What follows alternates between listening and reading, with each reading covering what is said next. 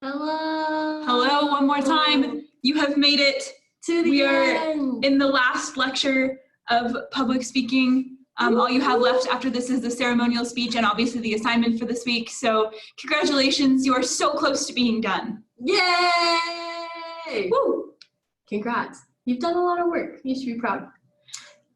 We're in a Dr. Seuss book today. This is the Lorax, for those of you who don't know, because we're talking about language. And Dr. Seuss was so good at using figurative language and all sorts of different language devices. And so we thought, what better place to be? All right, let's pop into what we're doing today.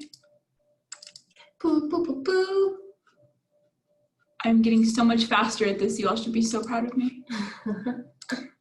Hello. Hello. So we're not going to show this video right here in this moment. This is Netflix and Chill and Implicature. It's from the Crash Course series by Hank Green. You will watch this video. It's going to be posted on Moodle for both of our classes, so it's part of your assignment. You will watch it. However, we're not going to watch it right here and right now. We do want to note, though, that Hank Green is a super cool guy. Hank Green and his brother John Green got me through high school in terms of at least AP Biology. I would not have made it through AP Biology if it had not been for Hank Green right here. But anyway, he's super cool. He lives in Missoula. Did you know that? He comes to events at the U all the time. I shop at the same grocery store as him. He's super rad. So if you have not seen other Crash Course videos, highly recommend. His Twitter's great too. Okay, so before we get into the actual language devices we're going to talk about, we do want to make some overall comments about language and how we use it in terms of speeches. So it's really important to pay attention to your language because it's how you convey the meaning. It's how you convey how your speech goes. So we have 4 concepts for you in regards to language. And the first one is that of familiarity. So in general, it's best to use language that your audience is going to be familiar with. It's one of the ways that you build community with your audience, and it's also one of the ways that they learn to trust you is if you are using the same kind of vernacular that they do. Sometimes jargon can be really helpful, especially if you're explaining it or if you're giving a more technical speech to a more technical audience, but in general, it is best to err on the side of familiarity when you're choosing your language. Yeah, another thing that you want to do is make sure that you're using inclusive language. So saying things like I, we, let's, things like of that nature, and then also being sensitive to other cultures and lifestyles. So making sure that you're not alienating anyone or being off-putting to a certain culture or lifestyle, and just making sure it's a respectful community environment while you're speaking. Next, we want to focus your attention on using active voice rather than passive voice whenever possible. So active voice kind of brings people into the moment, and that's what you're trying to do, especially in this speech, is to bring people into your speech. Whereas passive voice comments on things in terms of what has already happened. So for example, a sentence using active voice would be, I kicked the ball. Whereas a sentence using passive voice would be, the ball was kicked by me. We have a tendency to use passive voice, especially when we're doing something academic because we think it makes us sound more formal. However, it sounds more clunky usually, and it's best to bring people into the moment using active voice.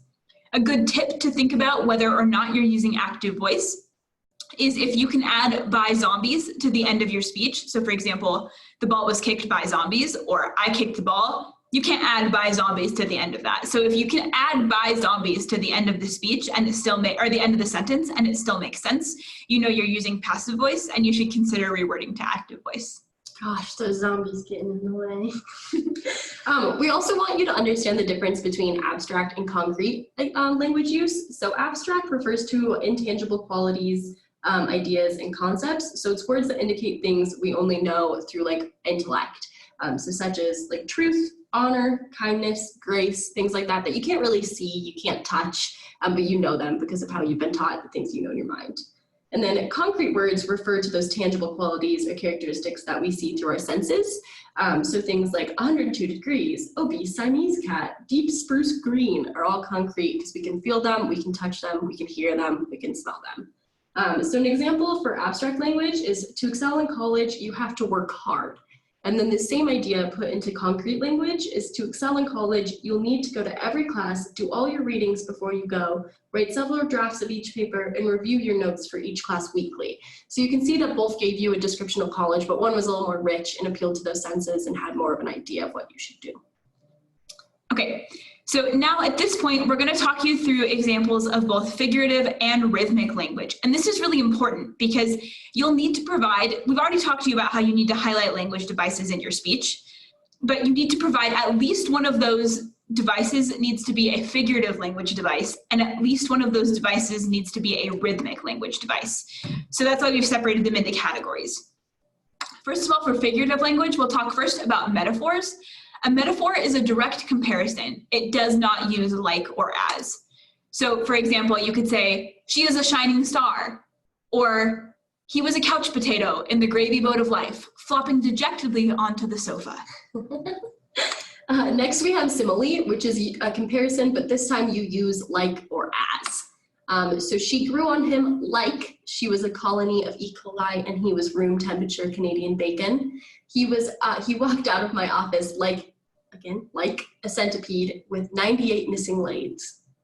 These are funny examples that we pulled from one of those like New York Times articles of the like funniest metaphors and similes high school teachers had found in papers.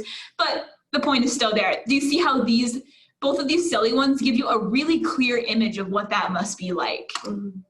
Finally, we have a euphemism, which is a vague description of something else, typically unpleasant.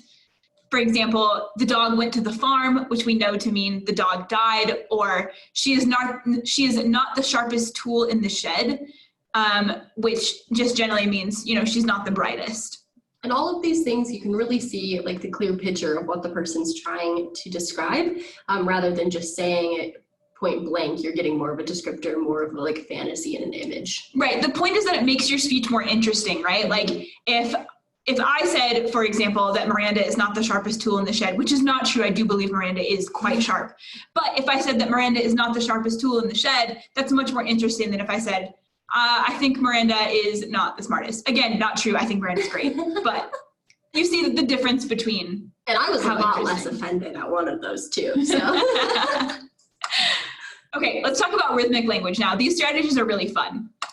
So first, under the repetitive strategies, we have parallelism. Parallelism was just a repeat in the grammatical form. So in this case, we'd say government of the people, by the people, for the people. We know this from the preamble of the Constitution, but it's a good example of how the structure of that sentence repeats itself to draw emphasis to that structure. I mean, there's a reason you all recognize that probably when I read that aloud. Next, we have alliteration, and this is repeating the beginning sound. My class, you've got another example to watch of this on your Moodle page, so please make sure to watch it. It's super fun. And an example is my 3 points are personality, performance, and preparation. So you see that P throughout. Next, we have anaphora. Anaphora is where you repeat one word for emphasis.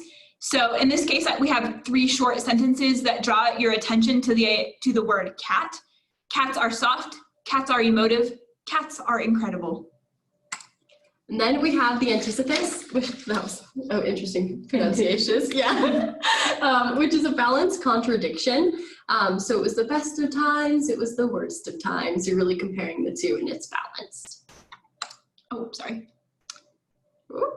Then we have anadiplosis, which is the idea of a repeated word or phrase that is used both at the end of one sentence or clause, and then right again at the beginning of the next sentence or clause to emphasize how those two ideas are joined together. So the example here is, when we win big.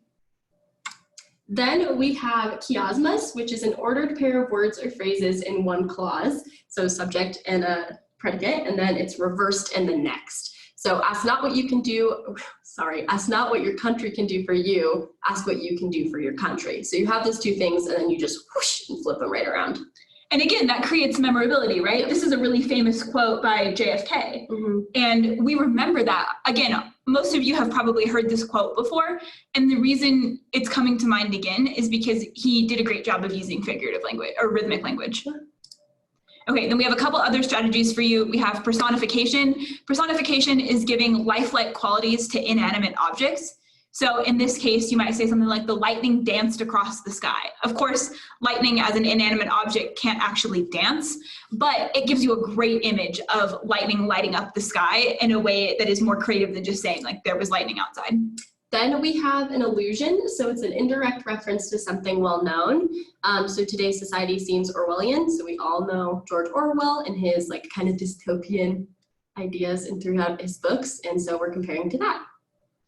Then we have hyperbole. Hyperbole is an exaggeration that is meant to draw attention to that exaggeration, not necessarily just like exaggerating for the sake of exaggerating, but to bring attention to the idea. So you could say he was dying of shame. He's probably not actually dying of shame, but it gives you a great mental image of how embarrassed he might be.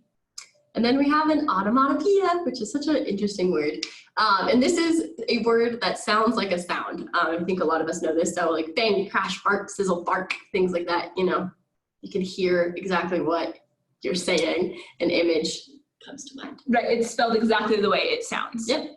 So if we go back to the very beginning here, oh no, that's not what I wanted. My bad. I wanted the Lorax. If we go back to the very beginning here, with this Lorax page, it says, "And I first saw the trees, the truffula trees, the bright-colored tufts of the truffula trees, mile after mile in the fresh morning breeze." Of course, it's got an element of rhyme because it's Dr. Seuss, but what we're really highlighting here is the idea of alliteration, right? It keeps starting with that T sound. All right, Right, that is all. this is what we have for you in terms of figurative language, rhythmic language, and also lectures for this class. So thanks for hanging out with us via Zoom. We hope you're safe, we hope you're healthy, and we're really excited to see what you come up with in terms of language for your ceremonial speeches. It's been great talking to you through a computer screen. Bye, friends. Bye.